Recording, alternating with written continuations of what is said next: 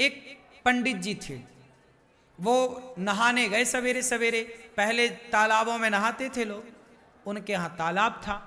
तभी वहीं पर तालाब में एक धोबी था, कपड़े धुल रहा था। राजा का धोबी है, तो राजा का धोबी तो थोड़ा रहेगा ना घमंड, भाई मैं राजा का, प्रधानमंत्री का ड्राइवर प्रधानमंत्री से ज्यादा घमंड में रहता है, मैं प्रधानमंत्री का ड्राइवर हूं भाई।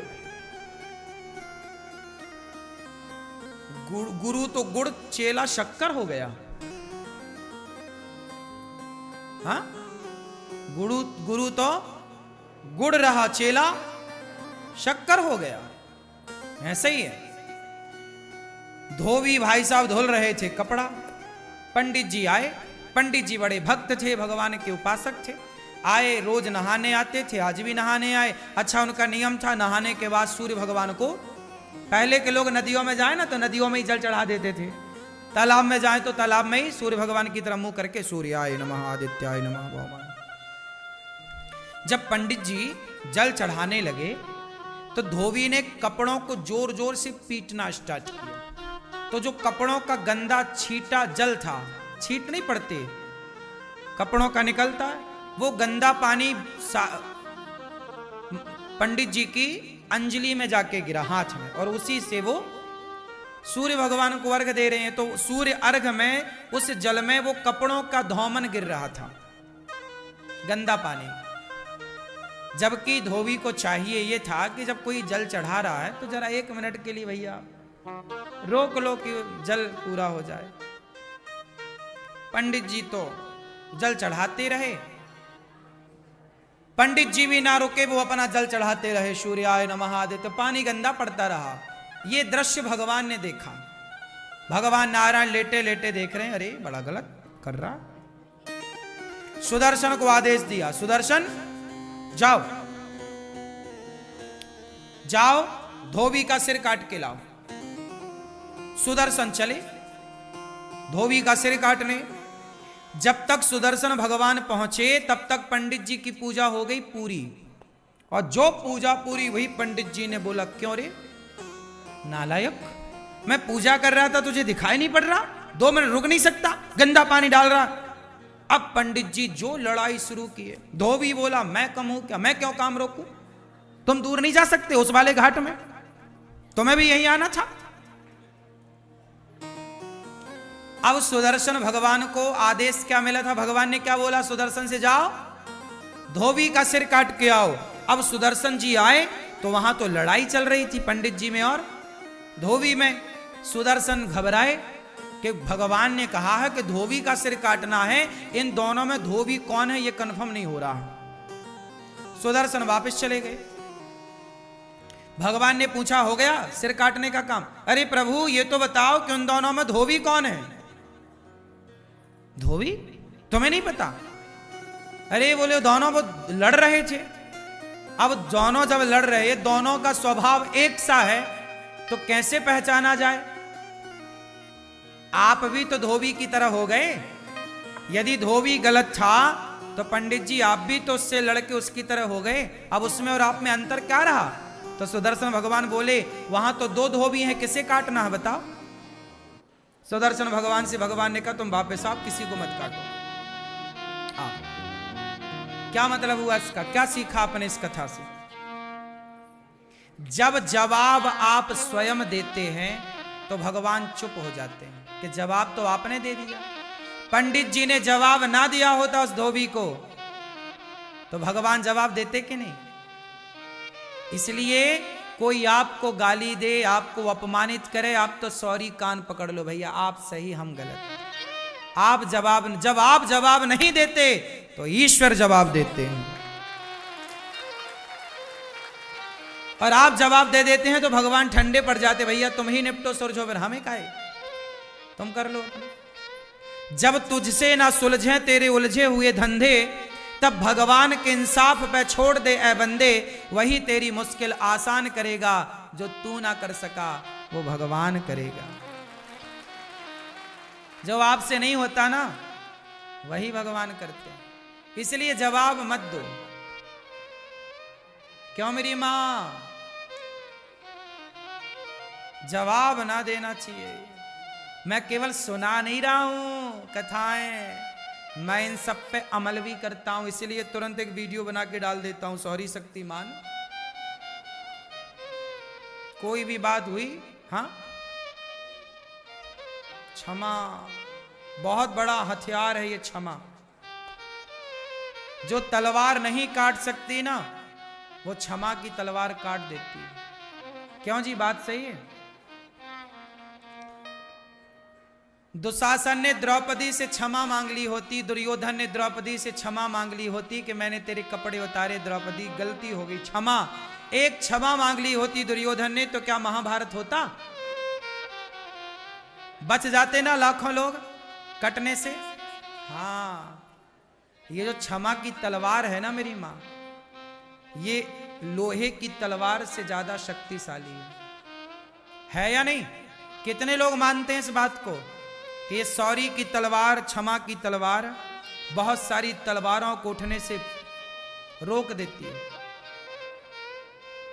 हाँ या ना? समझ लेना मेरी मां। इसलिए झगड़ा होगा ही नहीं यदि आप मेरी बात मानो तो। कोई झगड़ा नहीं, छुट्टी। तो पति को रोज एक सॉरी बोलो, पत्नी को रोज एक सॉरी बोलो, और सास को 2 बोल दिया करो, बड़ी है ना। पिताजी को 1 बोलो, ससुर को 1 बोलो, पति को 1 बोलो, पत्नी को 1, पर सास को, और सासू मैया आप भी बहू को 3 सॉरी बोला करो। एक इसलिए कि तेरे बाप ने तेरी जैसे पैदा कर दी, सॉरी। एक मेरे बेटे का मैंने तेरे से ब्याह कर दिया, सॉरी। और एक तू मेरे ऊपर चढ़ाई कर रही, इसके लिए सॉरी। हाँ। तो सास बहू को कितनी सॉरी बोले? 3। अब सॉरी नहीं बोलो मैया तो फिर लड़ो बहू से, फोड़वाओ सिर अपना। वो तो जवान है, बलवान, एक मारेगी तुम्हारे दांत टूट जाएंगे 3-4।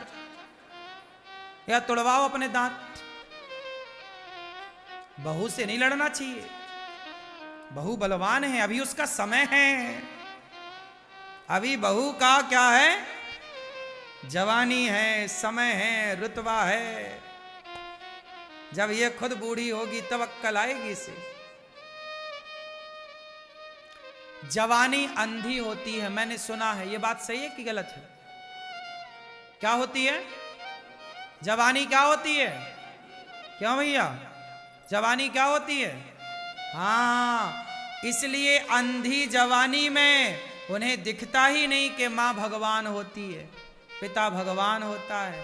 काश वो आंखों की पट्टी हटती तो माता पिता में भगवान नजर आते, फिर भला कोई जवान बच्चा, बहू या बेटा अपने बूढ़े माँ बाप का सम्मान क्यों ना करता, अपमान क्यों करता? अंधा है इसलिए तो बाप में भगवान नजर नहीं आया। जवानी है ना साहब, खून गर्म है, अंधी है। इसलिए सास को कहती है बुढ़िया ज्यादा बोल मत, क्योंकि ये बहू नहीं बोल रही है, ये उसका समय बोल रहा है। लेकिन समय अर्जुन का था कि वो महाभारत जीत गए, लेकिन वही अर्जुन का जब समय बिगड़ा तो जंगल के भीलों से हार गए थे। बोलो हाँ, अर्जुन किसको हराए? महाभारत में सबको हराए। अर्जुन बड़े धनुर्धर हैं, बोलो हाँ, लेकिन वो बड़े धनुर्धर अर्जुन, महाभारत को जीतने वाले अर्जुन, जब समय बिगड़ा तो जंगल के भीलों से हारे थे कि नहीं? जब द्वारिका से भगवान कृष्ण की पत्नियों को लेकर आ रहे थे तो रास्ते में जंगल के भील मिल गए और युद्ध हुआ, हार गए, टिक ना पाए अर्जुन, भागना पड़ा, छीन ली भगवान की पत्नियों को। हाँ, अर्जुन का अभिमान मिटाने के लिए भगवान ही कोल भील बन के आए थे, ताकि घमंड में अर्जुन ना रहे।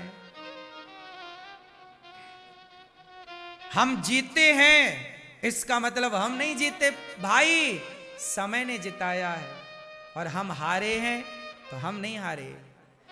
आप कुछ भी नहीं हैं, आप कुछ भी नहीं हैं, समय आपको सब कुछ बनाता है।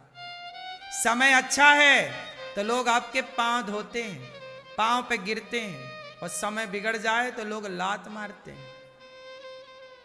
क्यों? आपका समय अच्छा है तो लोग आपकी तारीफ करते हैं। आप में कोई अवगुण है भी तो लोग उस अवगुण को नहीं देखते, क्योंकि आपका समय है। और जब समय बिगड़ता है तो लोग अच्छाई नहीं देखते, फिर केवल हाँ समय समय पर होता है, समय समय की बात। राम जन्म का दिन बड़ा, कृष्ण जन्म की रात।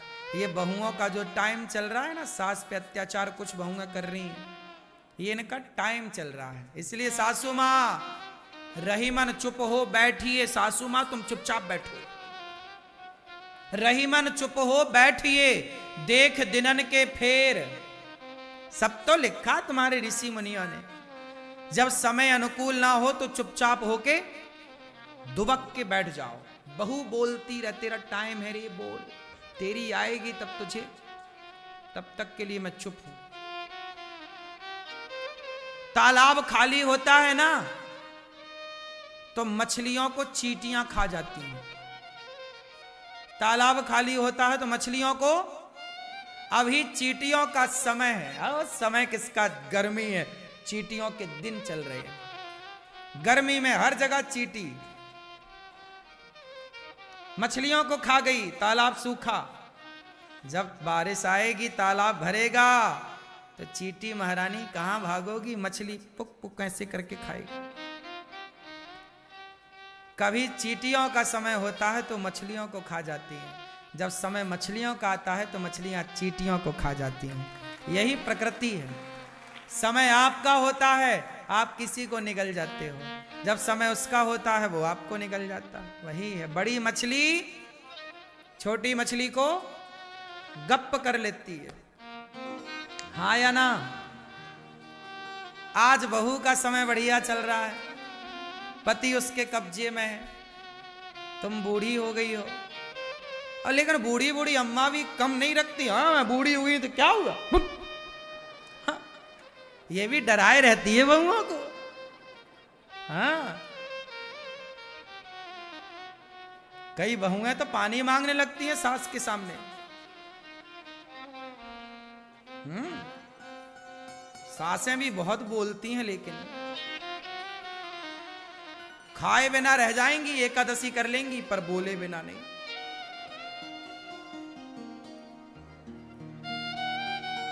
इसलिए मैं सारी समस्याओं का एक समाधान दे रहा हूं। सास बोलेगी कितने सॉरी, बोलो मैया, और बहू बोलेगी कितने सॉरी, 2। मैया बहू है कहां है, 3 सॉरी बोलना, ये प्रपंच बिल्कुल ना पालना, कुछ ना बोलना, सॉरी बस, बहू सॉरी सॉरी सॉरी, गिन के 1 सॉरी 2 सॉरी 3 सॉरी, ये बहू तू संभाल अपना सॉरी।